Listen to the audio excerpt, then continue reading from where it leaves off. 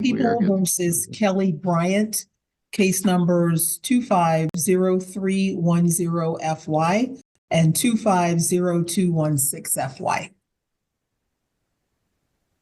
Good afternoon, Your Honor. Kanika Ferenczi on behalf of the people.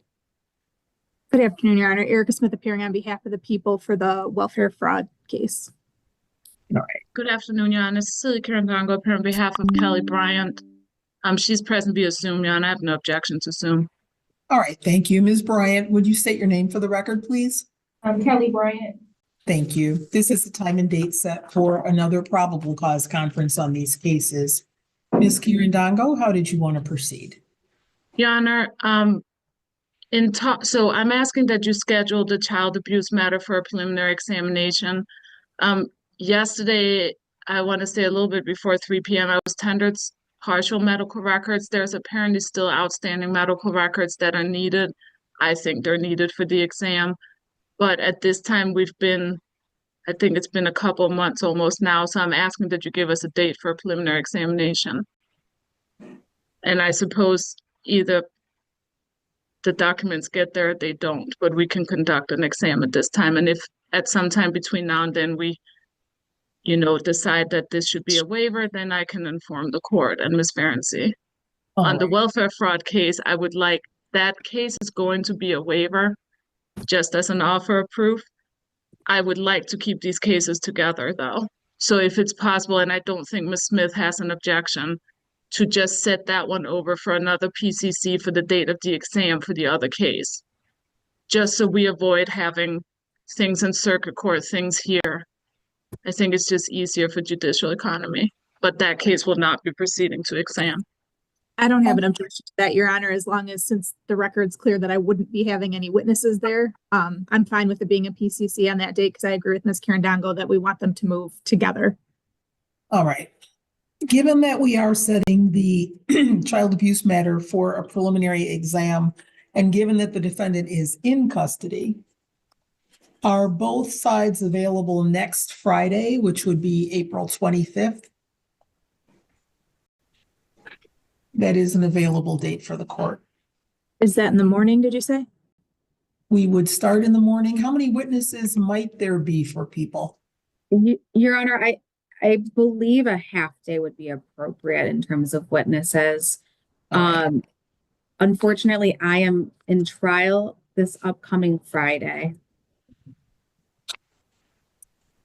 The 18th or the 25th? The 18th, I'm in a post-conviction hearing, Your Honor, that I can't. Yeah, we're not open on the 18th. So Okay. the date that I'm looking at was the 25th. The 25th is the date that I am in trial. Okay. In that event, the court would also be available Friday, May 16th. That's available for the people. So I have a neglect trial schedule, but Ms. Bryant's case would take precedence over that. So I can make myself available, Your Honor, on the 16th. I'll inform the family court. All right. And Your Honor, for what it's worth, I'm also available for the PCC on the 16th. All right. So I will set this for a preliminary exam Friday, May 16th at 9 a.m. That will be the exam in person on the child abuse case. That's the case ending in 216FY. The welfare fraud case I will set for a probable cause conference at that same date and time. Thank you, Your Honor. Thank you, Your Honor. All right. Thank you, Judge. Thank you. Anything else, Ms. Kirandango? Your Honor, my client did, and I informed the court just a short time ago, my client did wish me to address her bond again on Ms. Ferenczi's case.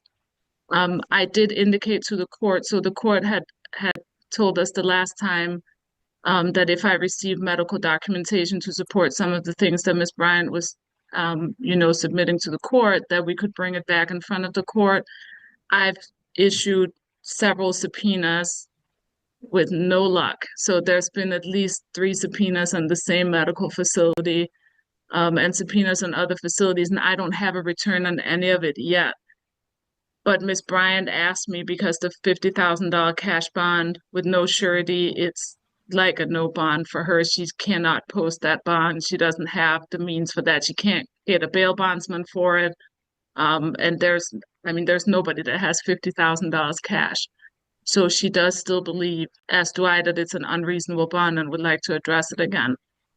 I Okay. just don't know, because the court had indicated, that if we had additional information, we could bring it back. I don't have that at this You time. don't have any additional information today to present. That's correct, Your From Honor. the prosecution, any position on that?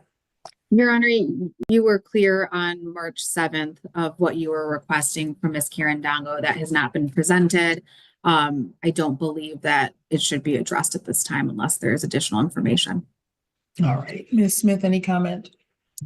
Well, that's not on your case, only on Ms. Ferenczi's case. So at this point, because no new information has been provided, I would be continuing the bond at this time. So we will see you on May 16th at 9 a.m. Thank you. Thank Thank you, you. Your Thank you, Honor. Your Honor. You're welcome.